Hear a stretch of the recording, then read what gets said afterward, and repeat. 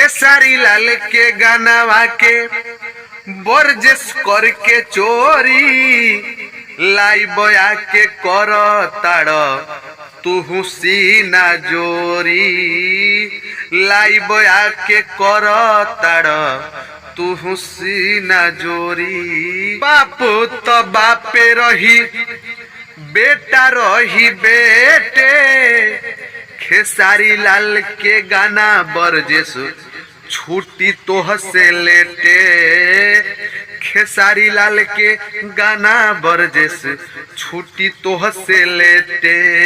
Khesari Lal trending में बरजेस रहब trending में खेसारी लाल के चोरा के गाना होई बना कबो ट्रेंडिंग में खेसारी लाल के चोरा के गाना होई बना कबो ट्रेंडिंग में। खेसारी लाल के चोरा के गाना बन बना बरजेस स्टार हो तोहरा से कबरी ना खेसरिया के झाट हो तोहरा से उखड़ी न बरजेस खेसरिया के झाट हो। जनता नाही बुर्बक बाड़े करी है ना तो हके लाइक खेसारी के आगे हो जय बडी सलाइक खेसारी के आगे बरजेस होई बडी सलाइक।